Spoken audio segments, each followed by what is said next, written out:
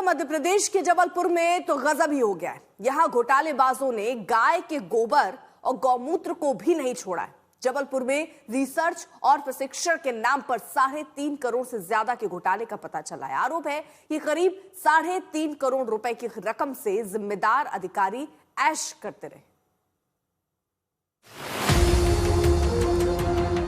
भोपाल के जबलपुर का नानाजी देशमुख पशु चिकित्सा विज्ञान विश्वविद्यालय, ये विश्वविद्यालय एक घोटाले की वजह से सुर्खियों में आया, जिसके केंद्र में ये मशीनें हैं, ये गमले हैं, ये सामान है। ये सब देखकर कोई नहीं कह सकता कि ये कोई लैब है। ये बात तो बिल्कुल ही कबूल नहीं होगी कि यहाँ कैंसर जैसी बीमारी पर कोई रिसर्च हो रही थी। कोई कुछ भी कहे, लेकिन जबलपुर के इस विश्वविद्यालय में ये सब हो रहा था। और सबसे चौंकाने वाला है, यहाँ हुआ एक बड़ा घोटाला। साल 2011 में पंचगव्य को बढ़ावा देने और गाय के गोबर, गोमूत्र और दूध से कैंसर जैसी बीमारियों पर रिसर्च के लिए सरकार से 8 करोड़ 74 लाख रुपए की मांग की गई। सरकार ने इसके लिए 3 करोड़ 50 लाख रुपए मंजूर भी कर दिए। लेकिन अब जांच में सामने आया, जबलपुर में गौमूत्र और गोबर से रिसर्च के नाम पर करोड़ों रुपए का घोटाला कर दिया गया।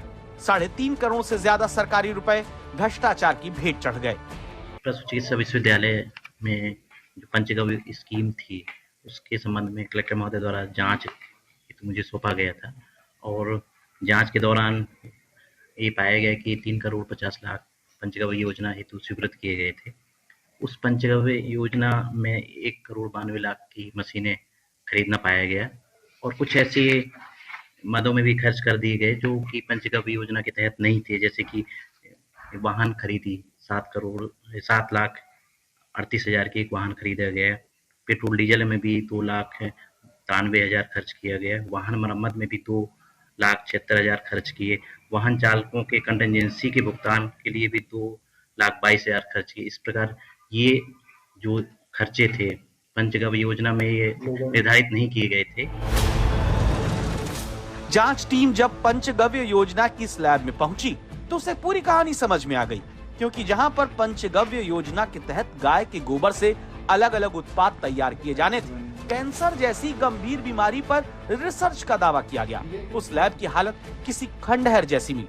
लाखों रुपए की महंगी मशीनों के नाम पर केवल गमले और दिए बनाने की कुछ साधारण मशीन ही दिखाई दी। जांच में सामने आया 1 करोड़ 92 लाख रुपए गोबर, गोमूत्र, गमले, कच्चे माल और मशीन की खरीद में खर्च दिखाए गए, जबकि इन मशीनों की बाजार कीमत केवल 15 से 20 लाख रुपए बताई जाती है। रिसर्च के नाम पर गोवा समेत दूसरी जगहों की हवाई यात्रा की गई। करीब 7,38,000 रुपए की एक कार खरीदी गई। 2.5 लाख रुपए पेट्रोल डीजल पर खर्च हुआ। गाड़ियों के मेंटेनेंस पर 2 लाख रुपए खर्च हुआ। ड्राइवर की सैलरी पर 2,22,000 रुपए खर्च किया। 3,50,000 रुपए मजदूरों के भुगतान के रूप में दिखाया गया। लगभग 15 लाख रुपए की टेबल और इलेक्ट्रॉनिक सामान खरीदे गए। कितने लोग शामिल हैं इसमें? ये तत्कालीन जो उसके शोध के थे 2 डॉक्टर साहबान हैं जो थे उस शोध में लगे हुए थे। ये एक बिल हमें मिला है कि गोवा उसी मत से उन्होंने गोवा की टूर किया है और भुगतान उसी मत से हुआ है। आप भले ही भ्रष्टाचार के इस मामले से दंग रह गए हों, लेकिन जांच रिपोर्ट आने के बाद विश्वविद्यालय प्रशासन भ्रष्टाचार के आरोपों को सिरे से खारिज करता है। जब कुल सचिव से रिपोर्ट को लेकर आज तक ने सवाल किया तो उन्होंने साफ कहा कि विश्वविद्यालय में किसी तरह की कोई धांधली नहीं हुई। हमने जितनी प्रिलिमिनरी जांच गठित की थी पहले रजिस्ट्रार साहब से उनको बोल करके, उसमें ऐसी कोई चीज नहीं पाई गई कि उसमें कोई ऐसा लगे। तो वो तो हमने उनको भी बता दिया था, रिपोर्टर्स को और उनको अखबारों को भी बोल दिया था कि भाई ये हमारा उसमें जवाब है। एंड देखते हैं अगर उसमें कुछ ऐसी चीज ना आएगी तो हम विल सी टू दैट और उसका हम कॉग्निजेंस लेंगे। जांच में करोड़ों के दुरुपयोग के आरोप, दस्तावेज के गायब होने और जमीनी स्तर पर रिसर्च शून्य होने के बावजूद सवाल अब भी जस का तस। जिन पैसों से किसानों को प्रशिक्षण और देश को नई रिसर्च मिली थी, वही पैसा अफसरों की गाड़ियों, यात्राओं और सुविधाओं पर खर्च कर दिया गया। खबरदार करता सवाल यह है कि जनता के पैसों की बर्बादी करने वालों पर क्या कोई कार्रवाई होगी? जबलपुर से सामने आया ये मामला सिर्फ एक विश्वविद्यालय का नहीं, बल्कि मध्य प्रदेश के उच्च शिक्षा संस्थानों में चल रही कथित लापरवाही की एक तस्वीर पेश करता है। रिसर्च के नाम पर करोड़ों का खेल और नतीजा शून्य। सवाल यह है कि सरकार अब इस मामले में कोई कार्रवाई करेगी या फिर सरकारी पैसों के दुरुपयोग के इस मामले पर पर्दा डाल दिया जाएगा।